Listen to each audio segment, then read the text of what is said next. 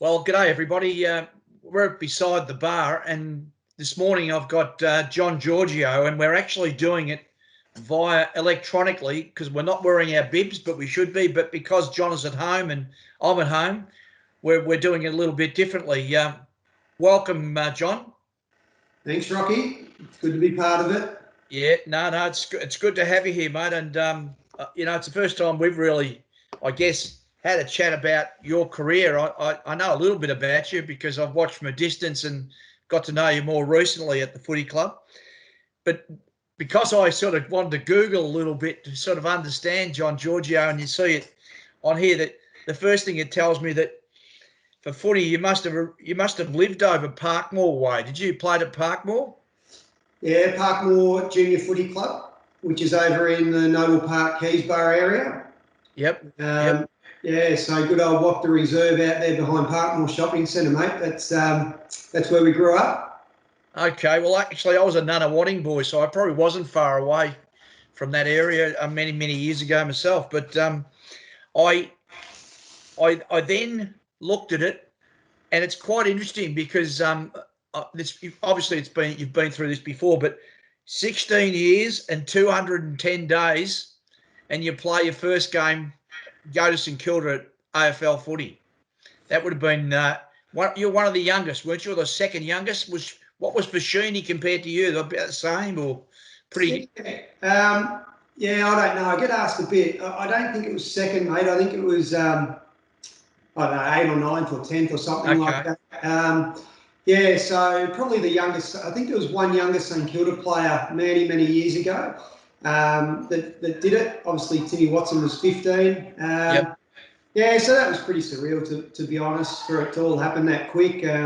Still be at school and all those sort of things. So, but yeah, forever memories, I guess, running out in Moorabbin with Plugger and Halves and Lowy and Winmar and all those names. Unbelievable. Yeah, in front of the crowd there at Moorabbin was amazing. I used to go there with Brian Mace a little bit, and I had barracked for Hawthorn, but I used to go and watch the Saints at Moorabbin. Unbelievable atmosphere there at that ground watching footy. Yeah, it was, and I wasn't a Saints supporter as a kid, but one of my junior footy coaches, Dave Pallett, was. And he used to take, and he was, mad St Kilda supporter, so he used to take us a lot, me and a few of the other boys that used to play in our junior side, and we used to go and watch the Saints all the time. And I used to remember David Grant playing the halfback flank, taking hanger after hanger, and then got to play with him not many years after. So it was quite surreal, to be honest. Yeah. What was your main position on the ground, John, at St Kilda? What were you playing? When I did play seniors, it was probably wing and half forward. Right. Starvation corner, they used to call it back then. Plugger and Lowy would just say, get out the way. Leave it to us. Yeah, a little 16-year-old mate, I was out in the boundary there. But then, so I did that. As a junior, I was a midfielder. So it was funny because in the reserves, I'd play mainly midfield and wing, but then in the seniors was probably more half-back, wing, half-forward. Yeah. And the other thing that it says here, which is interesting, is that St Kilda won all 7 games which Georgiou played that year, but he got injured over the next 3 seasons and could only add a further 9 appearances. So what happened to you? You got hurt, did you? Yeah, I did cop a couple of injuries which interrupted it, but I don't think it was really injuries, to be honest. It was, that first year was a great year. And then the second year, which then I was doing year 12, and at the start of pre-season, Ken Sheldon grabbed me and said, look, you're not going to play a lot of senior footy this year. Get through your year 12, that's more important. So don't worry about it, just get through and do all that. And then, 93 that was 93. 94 and onwards will be, then you'll be back into it and whatever. As it turned out, I only played probably 2 or 3 games in 93, which was my second year, which was a bit hard because I felt that I was playing good footy and all that sort of stuff. But St Kilda was a really strong side in the early 90s, a really strong side, some amazing players. So that was cool. I was okay with that. I felt, again, I was only 17 at the time. There was a plan there for me, and I was cool with that. But at the end of the year, Hutto and Kenny Sheldon both got sacked. Still sort of can't really get my head around it. I think it was either one goes or both, and I think they both went together, which was really unfortunate, especially for me. And then new coach come in and probably just didn't see it the same way, and I probably was starved of opportunity after that, to be honest. And again, it got pretty frustrating for me because, again, I was getting a lot of footy, playing good footy, felt like I was doing all the right things. The senior side probably wasn't as strong at that stage. It sort of dropped off for whatever reason. Still had fantastic players. So that was probably really frustrating for me. And when I look back on it now, it probably wore on me after a year or two of that. And it sort of, it probably tainted my passion for the game when you really don't know. So, and as a young kid, it sort of went from having a bit of guidance to not having guidance. That was a really tough time in my footy. And when I look back on it, I really did lose a passion for it. And I know Bomber Sheldon quite well, and Hutto, and they were just great football people. That was a good era, but then who took over as coach after Bomber left? Stan Ellis took over. Oh, okay. Stan Ellis took over. So that was through that period. He took over then. So. Okay. I was really well looked after, mate, at the footy club. Johnny Beveridge, Wayne Hughes were the recruiters at the time. Oh, I remember those guys, yeah. And I came through the under-19 system. Obviously, I was still very young, but I was under-19. Yep. Gary Colling was my coach in under-19. So, fantastic people, and Hutto and Bomber, and everyone really looked after me. I had a great experience. It just sort of changed, I guess. Yeah. Now, and mate, when you went there, at Secure the First, did you still have that growth then, mate, back at 16 years of age? No, I was well and truly shaven, mate, so it was a bit clean cut. I haven't shaved for you today, sorry, bud. Well, actually, I did this morning. It's going back. That'd be right. It's nearly lunchtime, mate, so this is lunchtime shadow, always carried a bit of that, bud. So the interesting, because the next point I'm going to raise is the Greek team of the century, John. Yeah. You made the Greek team of the century, which was pretty, some illustrious players were Greeks that played AFL footy. Yeah, well, again, that's a pretty big honour, I guess, and something I'm proud of. And actually, another Carlton and Frankston person, mate, sort of led the way with that, with Chris Pavlou. Right. Yeah, the Pavlou family has got history with Frankston and obviously Carlton. Yep. They put that together, and that was a real honour. There were some strange names, mate, that I couldn't really get the Greek heritage to. Like it's an ex-teammate of mine, Russell Morris, at St Kilda and Hawthorn. You're joking. Yeah, no, he's in it, and I actually said to Fly, I said, mate, where's the Greek heritage? And I think you have to go back 300 years to find it.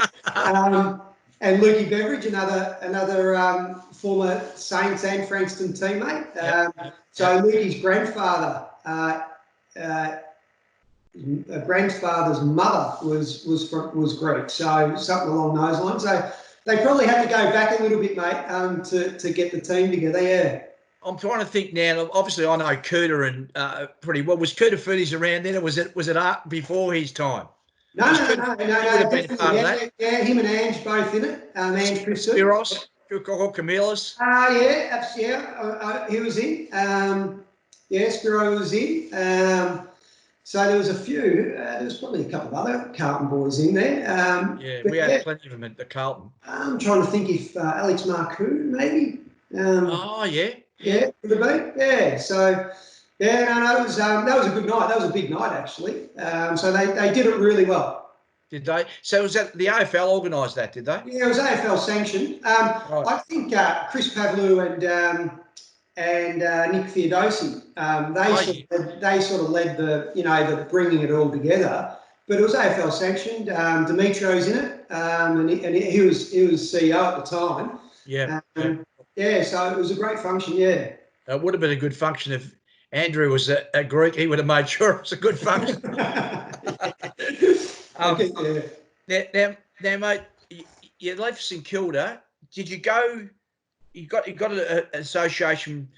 Then you came to Frankston. Is that right? After St Kilda? No, so I had a year in between. So back then, I guess from a recruiting point of view, the advice, that I got from people close to me, Wayne Hughes and these people was, well, what do you want to do? Do you want to go and earn some money? And I was still only 20, mate. I hadn't ticked over 21 at that stage when I was delisted after 5 years at the Saints or whatever it was. And, do you want to go and play local footy and earn money, or do you want to get redrafted? And I said, no, I still want to pursue it. He said, well, a couple of people said, well, best advice is you've got to get over to Adelaide and you've got to play in the SANFL. At that time, not a lot of people, the VFA, VFL, or what the thing was VFA back then, there wasn't a lot of drafting out of that. So I made the choice at 20, mate, to go over to Adelaide, and I joined Wayne Hughes actually helped me get onto Norwood's list. So I got to Norwood. And back then, the final cut of list in the AFL was in March. So you did the whole pre-season, and then in March, that's when I was delisted. Late Feb, March, something like that. So I remember then, there was a bit of a runaround trying to get onto a list because the SANFL clubs would put their list together. But anyway, Norwood were good enough to give me an opportunity, and basically a couple of days later, I drove to Adelaide. It was around the Grand Prix time when Adelaide still had the Grand Prix. I remember getting there, it was 1,000 degrees. Yep. I had to play the next day in a pracky match at the back of Adelaide Oval. Back then it was Footy Park. And, mate, it was a stinking hot day. It was 36, 37 degrees. And I actually played 6 quarters of footy because I played in the twos to start with. I played two and a half quarters in that, and they pulled me off, said, no, now playing the senior game. And then I played nearly 3.5, 4 quarters in the seniors. So, yeah, so there you go. But again, that was a great experience. I mean, the footy over there, and I'm sure it still is, fantastic level of footy, a different style of footy, but the fan base and the exposure that they give the game over there is second to none. It really is, yeah. Yeah, no, interesting. I remember many years ago, you probably wouldn't know this guy. There was a guy called Greg Nicholson who played at Frankston, went over to Norwood and played many years there, and always told me what a great club Norwood was. Yeah. And interesting, the model of South Australian football. I've only learnt this recently. They actually now buy the rights for the television, and then they sell it themselves. So it's quite a different model. Wow. As to how they currently go about their footy in South Australia. So you had just the 1 year at Norwood, John?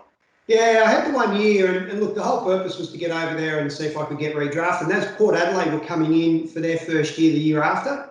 And look, I felt I had a great year, and didn't feel I could do a lot more. There was a little bit of interest at the time, not directly but indirectly, from Port.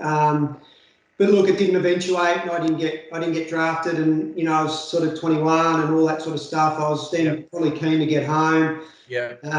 So I made the decision to probably then sort of knuckle down and start to work out what I was going to do after footy.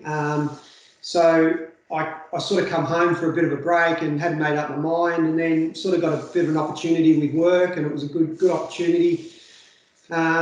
So I took that, and that's where I sort of then made a decision on where I was going to play my footy. It was between Springvale and Frankston, and I had mates at both. I had Kane Taylor and Mickey Dwyer and Damon Shaw, and all those boys had gone to Springvale.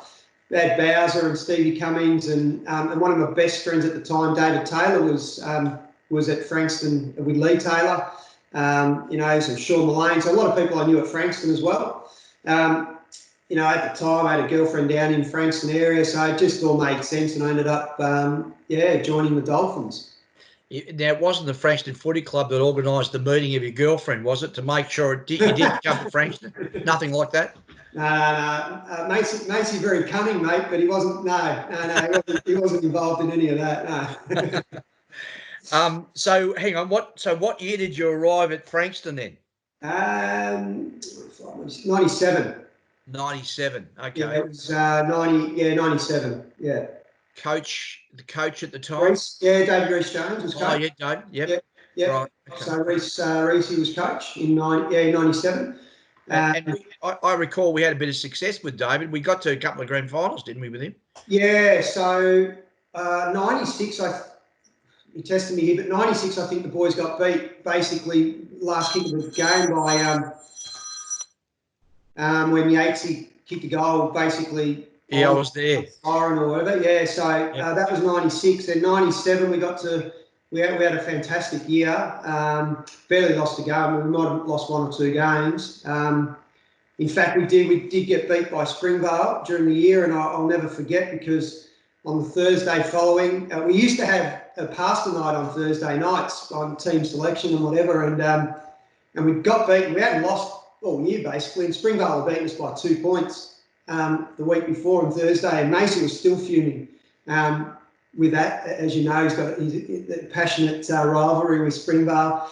And I remember we're all sitting there under the old stand, where the rooms used to be under the old stands. We're all sitting there and talking away and getting sort of, dressed and changed, and all sitting around waiting. And Macy's walked in, and Junior and his wife used to make the pasta. And he's walked in with the big silver trays full of pasta. And he's walked in the door, and there's a table right there, and he's gone, I won't say the exact words, Rocky, that he said, but basically, here you go, you sport little brats, and bang, half the pasta went everywhere. So he didn't let us forget that one, Macy. But yeah, we got rolled in the granny by Sandy, and I think that's one that really got away. We had a terrific side, some great players, and Sandy just put it together on the day a bit better than us as a team. So just tell me a little bit about Reece. What was he like as a coach? He would have been a little bit different, I imagine. Yeah. So he's just passionate. Reece didn't play that year. I think he was playing before that. Yep. So I think right up and including 96. But Reece was just passionate, really passionate. Loved his players. Yeah. It was all about the effort and intensity, those sort of things. So that was Reece's go, but just down to earth. I mean, I remember Reece. I think he did his knee that year. He hadn't played all year. He wasn't going to play, but I think it was against North Ballarat. We were short in the twos at North Ballarat, freezing cold. So Reece has pulled on the jumper, and he really hurt himself. I think from memory, he might have hurt a knee or something pretty seriously. So that tells you a bit about Reece. I mean, he just did whatever. So I know best and fairest at Frankston. Yeah. Tell me when was that? That was 99. Yeah. 99. So that was a great year for you personally. Liston Trophy winner, best and fairest at Frankston. Must have been a sensational year for you. Yeah, it was. It was a bit of a journey, actually, because like I said, I'd lost a bit of passion for footy in my last sort of season at St Kilda. I just, for whatever, young, and just wasn't getting the opportunities and all that sort of stuff. I went to Adelaide and gave it everything I had, came back, started working, had that year with Frankston, and then I only played half the year in 98 and most of it in the twos, to be honest. But I just totally lost passion for footy. And I remember talking to Brian about it and just said, mate, I've had enough. I'm not interested. So and that was done for me. And I was ready to travel. So I had mates travelling overseas. So I started putting plans in place to travel and all that sort of stuff, which I did a bit later on in that year. And I really had no intention of playing. Like I really had no intention of playing footy. After that. And it wasn't until the actual finals, AFL finals in 98, where Melbourne were in the finals, and David Neitz is a great friend of mine, playing finals. So we went to watch through that final series, and I was actually before in an elevator going into the game, and I bumped into Robbie Mace. And and Robbie sort of come up and I said good day, and he said, "What are you doing with your footy next year?" I said, "Oh, I don't know. Nothing. I'm not really going to play or whatever." He said, "I've left messages with your mum and dad to call me." I said, "Yeah, I've been away and da da da." He said, "Call me." I thought, I better call him, otherwise, I don't want to get on the wrong side of Robbie. Anyway, long story short, we got in touch and started doing a pre-season and doing all that sort of stuff, and went back and played. So and 99. So yeah, must have been a great year for you though, John. You must have come out refreshed and had a great season. To win the Liston would have been just a great. What I probably did miss was just that, what you have in a footy club is that camaraderie, that banter, that just your friendships and all that sort of thing. So it was pretty hard to not. But yeah, I do remember it. Come back, I was just fresh and just really had no expectation. It was just to play footy. Yeah. And 98, the boys did pretty well in 98 as well. Might have got to a prelim, I think. And then it was a real overhaul. So Macy obviously knew that there was going to be some change. I don't know, but a lot of the older, experienced players had moved on. So we had a really young side. It was pretty much all pulled together. Macy pretty much pulled it together from local players, to be honest, from the local clubs. So 99 was a really special year because we only lost a couple of games for the year. Yep. Unfortunately, got some injuries towards the end, and we, which is all too common for us as a footy club, went out in straight sets. But we had a terrific year as a group. And some great mates, playing with some great mates, Hoppy, Chad Hopgood, Chris Sullivan, through all of that. It was Normie, tremendous times. Yeah, no, that's great. Now, mate, you've got to guide me through the rest of it because I've got to 99 with the Liston. Now, tell me what happened after that, Frankston. And I want to touch on the Manalise a bit too, but just where did you go? So 99, we had a great year. 2000, I think 2000 was the year where it all then amalgamated with the VFL. Yep. Or the AFL, VFL, and that's when all the combined sides come in. If my memory corrects me, if my memory's right, it was 2000 or 2001. So we probably then started to struggle a little bit with the influx of those sides. So 2000, I think, was a little bit leaner. We got battered around a little bit. Then I think it was 2001. We got, I think Lukey Beveridge joined us that year. And I think we had another really great year. And we played finals. And that was, again, standalone club, as we always have been. Yep. Playing against, these combined sides and direct VFL reserve sides. We had a terrific year. So 2001 was terrific. Fell short. Not directly, but indirectly, Lukey Beveridge got injured right at the end. He had his nose busted in one of the finals, so he had to choose which final. He could only play 1 out of 2 weeks, and he had to have the nose off. And we beat Richmond-Coburg at Sandy, and then the following week we had Springvale, who I think at the time was, I can't remember, I think it might have been a St Kilda Alliance. I think it was St Kilda Alliance back then.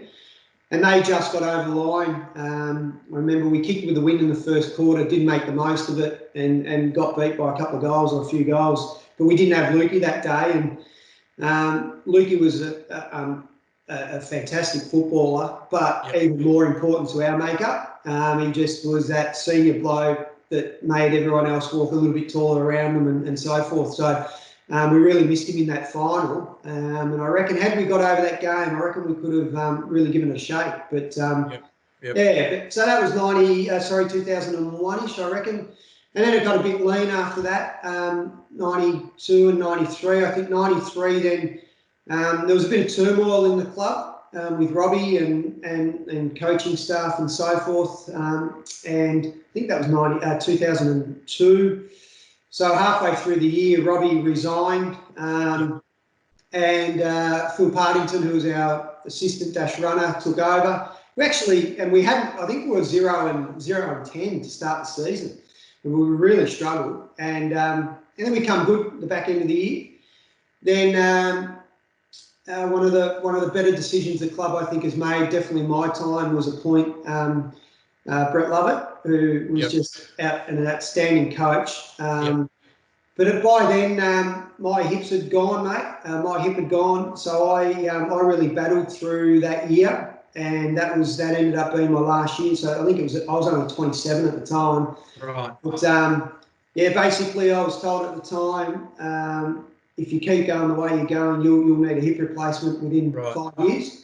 Yep. So I sort of made the call at that time that I think that was more important. And hips at the time weren't really reliable, so I gave it away. And then 2004 and 5 and 6, I think. So I coached the twos in 2004, I think it was. And then I was, an assistant for Lovey 5 and 6. Yeah, 2005 and 6. Yeah. Yeah, right. Okay. Yeah, we're going to interview Brett the next few weeks too, actually. Yeah, okay. So I wanted to just touch on the Mandal Eyes a bit, mate. I know it was an interesting story there. You coached there and then you were appointed. I want to know about the last bit about when you were appointed coach and then you weren't the coach. Yeah, so local footy. I'd never been involved in local footy, mate, at all. And my junior club didn't have a senior club. So Parkmore, we never had a senior club. So I didn't really understand or have that connection with senior footy. Really, mainly connection to local senior footy was my brother played a bit of footy at Noble Park, but I was 7 years younger, so I didn't really have that much of an idea, to be honest. Yep. So after working with Lovey, I got appointed as senior coach for 2007 and 8 for Mount Eliza. So that was. And I never had any real desire to coach up until then, but it was my way of staying involved, having finished being still very young, at 27, you still had that passion, and I still had great mates playing at Frankston, and hence why I wanted to stay coaching and be involved. Anyway, got to Mount Eliza, we struggled that first year, 2007. They'd come off a grand final defeat, 2006. I took over from Paul Hopgood. Young side 2007, just missed finals. Anyway, 2008 we had a great year. We lost a couple of games, but again, injuries towards the back end, a couple of key players out in straight sets. Yep. At the time, my work was getting pretty full on, so I resigned at the end of 2008. I made that call and resigned. So that was all okay. And then I had no involvement in footy after that. I did one more year with Lovey at Sandy. When Lovey became coach at Sandy, I did 1 year there helping him out, again as an assistant. Right. And then in 2000, I'm going to get this wrong, mate, but I reckon it might have been 2013 or 14, Mount Eliza come knocking on the door and said, we want you to coach again. So anyway, I went through that process and got appointed. And similar story, the first year, let's call it 2014, we battled and again just missed finals. 2016, the second year, we'd lost one game. I don't know, we were probably 1-11. And they were hounding me to re-sign for the next year. But I just had my second boy again. And he'd had some real challenges and so forth. I said, guys, look, everything's going well. We're ticking along good. Let's just get through the year. Let's get through the finals. And if everyone, in terms of, the president and everyone's sort of still hanging around, I'll more than likely hang around. But let's just, and they sort of said, okay. Anyway, we kept winning and we come closer to the finals and they said to me again, mate, we really want to put this to bed. We don't want to go into the finals without knowing what's going on with our coach, I said, okay. I said, well, go to a few of the senior boys. If they're happy with, the way we're tracking and the path we're on and all that sort of stuff, and everyone's still good, the committee's still good, I'm happy to keep going. A week later, they come back, spoke to senior players, the committee's ratified it, all good, we're a go. I said, okay, we're in. So we put that aside. So that was all done with the president and the vice president at the time. And anyway, we get to the finals 2 weeks before, and this is a common theme, I know, if you're listening back to this, but about 2 weeks out, we lost our most important player, Scott Lockwood, who was our centre half forward, goal kicking, high marking centre half forward, critical player. He'd just come off a game against Mornington at Mornington. He kicked 10 goals, won, and we're flying. We're just flying, and then that hit us. We finished on top. We had the week off, played YC at Frankston on a beautiful day, and we got rolled by a couple of goals. We were cooked. We got beat then by Mornington, and we're out in straight sets. And mate, as soon as that game was over, I could just hear and feel the murmurings and whatever. Yep. Anyway, as you do, I just didn't worry about it and moved on. And then, from then on, within about 3 or 4 weeks, Mick Dunn, who was the president, or taken over. So there was a bit of a spill of the committee and all that sort of stuff. And basically got a call saying, mate, we're moving on and we're changing direction and all this sort of stuff. And so mate, it was pretty messy and pretty unfortunate. And there was a fair fallout out of the whole thing. So that was left a pretty sour taste, mate, after that. Yep. And when did you get back to Frankston? Because you got back involved in helping the club administration-wise. That was so I reckon that wasn't long after that whole. After that, I reckon it was probably the following season where I sort of got back involved and helped. I think it was 2000 and it must have been 15 or 16. It would have been. So you would have been very pleased to hear the news a few days ago that we've now, through the deed of company arrangement, paid the last instalment, and we're about to get out of that. And we've got these broadcast quality lights, John, that hopefully you'll be able to come down and enjoy plenty of games. So that's a significant moment for the club now. Yeah, absolutely, mate. It's a breath of fresh air, I guess, and hopefully now the club's got that clear runway, which I think was created with everything that we went through to give it an opportunity. But no, look, it's great news, fantastic news. It's a lot of hard work that Pete Geddes, the committee and the board since that time.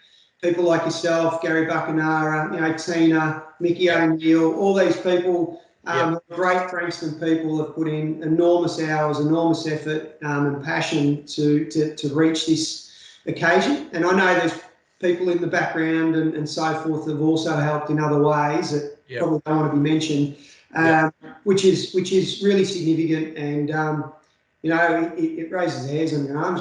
It's to think that we've got through that period, and now hopefully with these lights, potentially night games, and it just opens up the possibilities. And I think with the people that are managing the club now, I can only see nothing but real bright future. Yeah.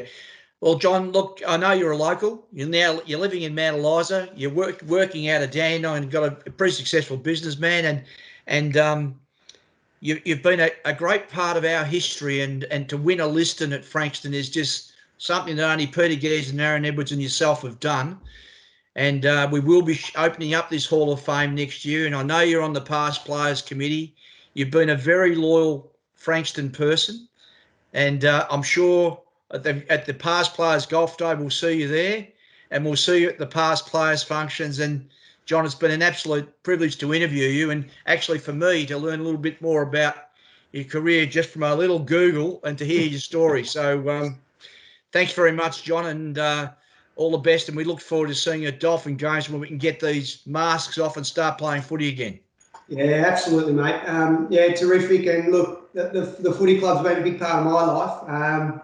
I sort of joined it back in, when I say 96, so I was only 21, so it's been part of my life, half of my life. So great memories, great friendships, great achievements on and off the field and those sort of things. So anything I can do from that point of view to help is fantastic, and it's fantastic footy club that really we need to harness and continue to grow and move forward. So I appreciate everything you've done, mate, over the long period of time, and to see you, stop at Carlton, retire there, and come back in and put in the effort that you're putting in this time. One, being under the arrangement that the footy club was under.